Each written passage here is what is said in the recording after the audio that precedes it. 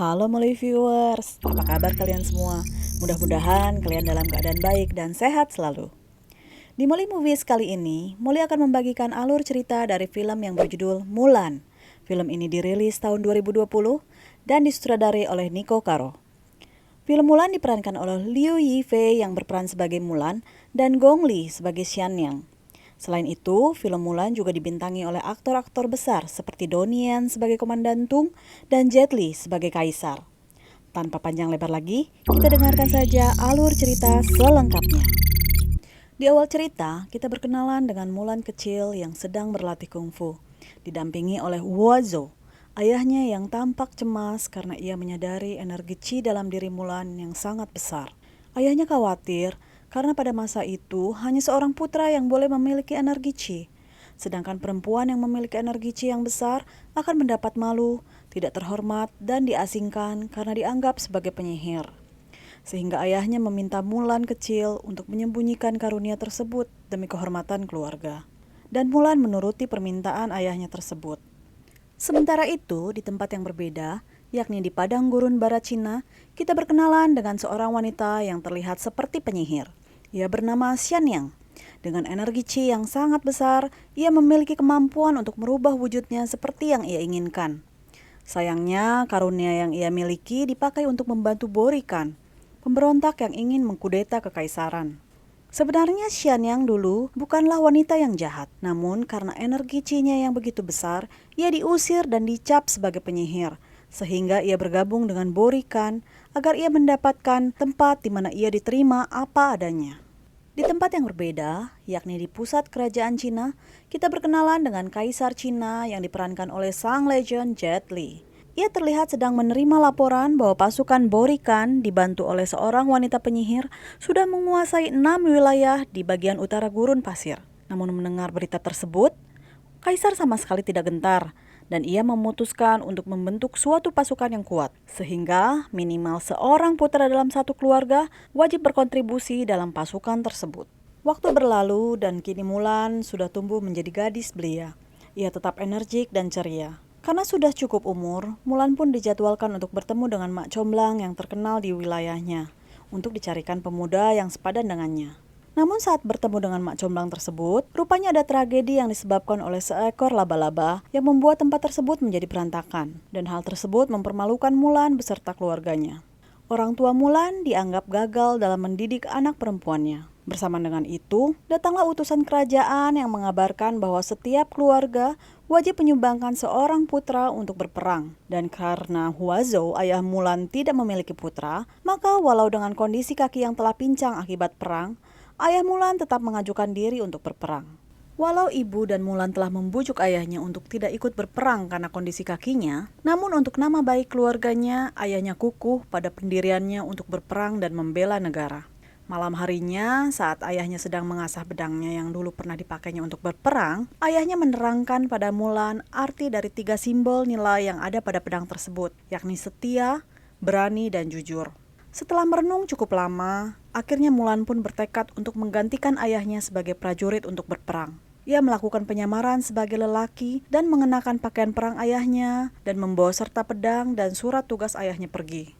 Pagi harinya, saat keluarga mengetahui perbuatan Mulan yang menyamar menggantikan ayahnya, ibunya menyuruh ayahnya untuk menghentikan Mulan. Namun ayahnya yang khawatir Mulan akan dibunuh jika ketahuan berbohong, tidak menyusul Mulan. Alih-alih ia berdoa pada leluhur agar melindungi Mulan. Setelah menempuh perjalanan panjang dan sulit, akhirnya dengan petunjuk arah dari burung Phoenix, Mulan pun sampai pada tempat pelatihannya. Mulan mengaku bernama Huajun pada Komandan Tung. Di hari pertamanya, Mulan atau Huajun mengajukan diri untuk bertugas jaga malam. Itu ia lakukan untuk menghindari mandi bersama pemuda-pemuda lainnya. Keesokan harinya, sebelum latihan dimulai, Sersan Xiang mengumumkan kejahatan yang tidak boleh dilakukan sebagai prajurit, seperti mencuri, membawa wanita, dan berbohong. Karena berbohong hukumannya adalah pengusiran dan aib bagi keluarga, daerah, dan negaranya. Mendengar itu, Mulan mulai gemetar. Setelah itu, dimulailah pelatihan-pelatihan yang keras. Mereka berlatih pedang, memanah, mengangkat air sampai puncak gunung, kungfu, tak lupa juga tai chi. Suatu hari saat berlatih adu tombak, rupanya latihan antara Mulan atau Huajun dan Hong Hui menjadi terlalu serius. Dan karenanya, Huajun menunjukkan kemampuan Chi-nya. Tak disangka, teman-teman malah mengapresiasinya. Komandan Tung malah menyuruh Huajun untuk tidak menyembunyikan karunia yang ia miliki. Dan dari situ, Huajun mulai rajin melatih energi Chi yang dimilikinya. Dan dengan disiplin, akhirnya Huajun bisa menyelesaikan latihan membawa air sampai puncak gunung. Di lokasi yang berbeda, rupanya Borikan telah mendapatkan dukungan dari banyak sekutu. Dan itu membuat lebih banyak daerah yang ia kuasai. Dan karenanya, walau latihan pasukan khusus tersebut belum selesai, mereka harus berperang untuk melindungi wilayah Gunung Step yang coba dikuasai oleh Borikan. Saat pasukan berjalan menuju Gunung Step, mereka melihat seluruh prajurit batalion keempat atau batalion sebelumnya sudah tewas secara mengenaskan. Dan itu membuat teman-teman Mulan gentar. Mulan pun sebenarnya takut, namun ia berusaha menenangkan teman-temannya dan berjanji akan melindungi teman-temannya dengan sekuat tenaganya. Pagi dini hari, saat pasukan Borikan mulai mendekati Gunung Step, pasukan Batalion 5 sudah menghadangnya di tengah perjalanan, dan dimulailah peperangan antara Batalion ke-5 dan pasukan Borikan. Saat anak panah para prajurit dilepaskan, Borikan dan beberapa petinggi lainnya berbelok arah dan seolah melarikan diri. Dan Huajun atau Mulan sebagai bagian dari tim sayap kiri mengejar mereka. Karena serangan panah dari Borikan dan kawanannya, sehingga dari pasukan sayap kiri hanya Huajun yang tersisa dan terus mengejar Borikan. Sampai ia tiba di suatu kawasan belerang dan bertemu langsung dengan Xianyang. Di sana terjadilah perkelahian antara Mulan dan Xianyang. Xianyang yang tahu kalau Huajun adalah seorang wanita mengatakan bahwa kebohongan telah menodai energi Chi dari Mulan. Dan karena Mulan tidak menjadi dirinya sendiri, Xianyang membunuh Huajun atau Mulan dengan menembakkan pisau di dada Huajun. Pisau tersebut berhasil membunuh Huajun, namun tidak dengan Mulan. Kala itu Mulan sadar bahwa kebohongan tidak bisa bertahan lama. Sehingga dengan tuntunan dari burung Phoenix, ia memutuskan kembali ke medan perang sebagai Mulan dan melepaskan semua atribut Huajun. Di medan perang, Mulan bertempur dengan baik karena tanpa kebohongan, kini energi Chi-nya telah sempurna dan anak buah Borikan menjadi takut pada Mulan. Atas jebakan dari Xianyang, akhirnya para pasukan Batalion 5 berkumpul untuk membentuk kubu-kubu pertahanan. Namun rupanya itu adalah strategi lawan agar mudah menarget mereka dengan mesiu. Mulan yang melihat kejadian tersebut akhirnya membuat taktik untuk membuat longsoran es menyerang pasukan Borikan. Dan Mulan berhasil. Akhirnya seluruh prajurit bisa selamat termasuk Hong Hui yang terjebak dalam longsoran es. Setelah prajurit Batalion 5 berkumpul dan mengecek keselamatan satu sama lain, Mulan muncul dengan jati diri sebenarnya dan berlutut meminta maaf pada Komandan Tung. Komandan Tung yang kecewa mengusir Mulan yang telah berbohong dan menganggapnya sebagai aib, dan Mulan pun pergi dengan sedih. Xianyang menghampiri Mulan yang tengah meratapi perbuatannya. Ia mengerti perasaan Mulan yang diusir dan diasingkan karena karunia yang dimilikinya. Karena Xianyang pun dulu mengalaminya. Ia mengajak Mulan untuk bergabung bersamanya, namun Mulan menolaknya. Mulan mengatakan bahwa dirinya berbeda dari Xianyang. Ia tidak akan memihak pada pengecut seperti Borikan yang lari dari medan perang. Namun Xianyang mengatakan Borikan tidak lari. Itu semua taktik Bori agar prajurit teralihkan, sementara ia menyusup ke istana untuk menjebak raja. Namun Mulan tetap menolak ajakan kerjasama dari Xianyang. Tugasnya adalah melindungi raja. Setelah itu, Mulan segera bergegas pergi menghampiri Komandan Tung untuk melaporkan informasi dari Xianyang bahwa perang tadi hanyalah pengalihan saja agar Borikan bisa menyusup ke istana dan membunuh raja. Komandan Tung sempat ragu pada perkataan Mulan yang selama ini telah berbohong. Namun Hong Hui dan teman-teman Mulan percaya pada Mulan. Sehingga Komandan Tung memerintahkan Mulan memimpin grup kecil untuk mengejar pasukan Borikan yang sudah jauh di depan. Atas penyamaran Xianyang sebagai penasihat raja, akhirnya para pemberontak Borikan bisa menyusup ke istana dan ia menantang kaisar untuk berduel di istana baru.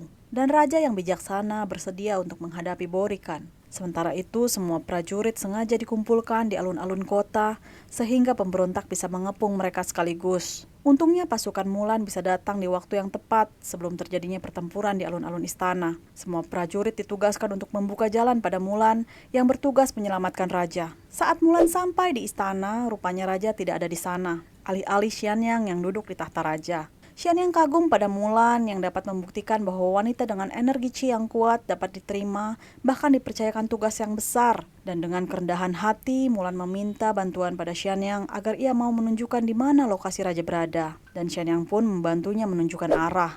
Raja yang dijebak dan dikeroyok oleh Borikan tampak sedang disekap dan bersiap dijatuhkan ke besi panas yang sudah meleleh.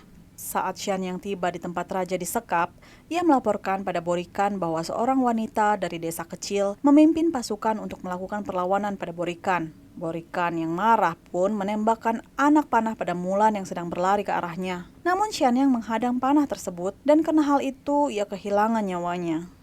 Setelah itu pertarungan terjadi antara Borikan dan Mulan yang menyebabkan pedang ayahnya jatuh ke genangan besi panas dan meleleh. Dan itu membuat Mulan sedih. Raja yang menyaksikannya menyuruh Mulan untuk bangkit dan berjuang untuk kerajaan dan rakyatnya. Dengan gerakan Qi-nya, Mulan bisa membalikan keadaan dan merebut kembali senjata Borikan dan membuatnya jatuh ke bawah. Namun saat Mulan hendak melepaskan tali yang mengikat raja, Borikan yang ternyata masih hidup kembali berusaha menembakkan anak panah ke arah raja. Namun raja dengan cepat dapat menangkapnya. Dan dengan instruksi dari raja, Mulan berhasil menembakkan kembali anak panah tersebut dengan kakinya dan tepat mengenai Borikan. Dan ia pun tewas seketika. Kemudian cerita berlanjut ke sebuah pertemuan yang dihadiri oleh banyak orang. Tampak di situ Mulan sedang diapresiasi oleh raja dan ia ditawari posisi sebagai pengawal kerajaan. Namun di situ Mulan menolak permintaan raja secara halus. Ia mengatakan bahwa ia telah meninggalkan rumahnya secara sembunyi-sembunyi dan mengkhianati kepercayaan ayahnya. Ia tengah mempertaruhkan aib keluarganya. Padahal ia dididik untuk selalu setia, berani dan jujur. Karena itu, ia harus pulang ke rumahnya untuk menebus kesalahannya kepada keluarganya. Raja pun mengerti akan penolakan Mulan, karena pengabdian pada keluarga adalah suatu nilai yang penting. Singkat cerita, Mulan akhirnya sampai di daerah rumahnya, dan keluarganya menyambutnya dengan haru. Mulan meminta maaf pada ayahnya karena telah mencuri kuda, baju perang, dan telah menghilangkan pedang yang sangat berarti baginya. Namun ayahnya mengatakan bahwa putrinya lah yang sangat berarti baginya. Tak berapa lama, pasukan raja yang dipimpin oleh Komandan Tung datang ke rumah Mulan. Dan ayah Mulan yang mengira prajurit datang untuk mendisiplinkan Mulan menghadangnya. Namun ternyata pasukan kerajaan datang untuk memberikan hadiah pada Mulan yang telah menyelamatkan dinasti. Hadiah itu adalah sebuah pedang dari raja yang bertuliskan 4 nilai, yakni setia, berani, jujur, dan pengabdian untuk keluarga. Utusan kerajaan juga mengatakan bahwa raja meminta Mulan untuk mempertimbangkan kembali keputusannya untuk bergabung bersama prajurit terhebat menjadi pengawal kerajaan. Dan Mulan tampak akan menyetujuinya. Dan begitulah kisah Mulan berakhir dari seorang gadis yang kemudian menjadi tentara, lalu kemudian menjadi prajurit, dan kemudian menjadi pemimpin, dan setelah itu ia menjadi seorang legenda. Dari cerita Mulan, Molly melihat bahwa values atau nilai yang diyakini seseorang pada akhirnya selalu dapat mengarahkan kita untuk melakukan perbuatan ke arah yang lebih baik. Walau kadang kita berjalan ke arah yang salah, maka suara hati kita yang memegang teguh nilai-nilai baik tersebut akan senantiasa berbisik dan menunjukkan jalan yang benar. Sekian dulu ya alur cerita film kali ini. Like kalau kamu suka dengan alur ceritanya, dan komen di bawah cerita apa lagi yang ingin kalian dengar. Sampai jumpa di alur cerita selanjutnya. Bye!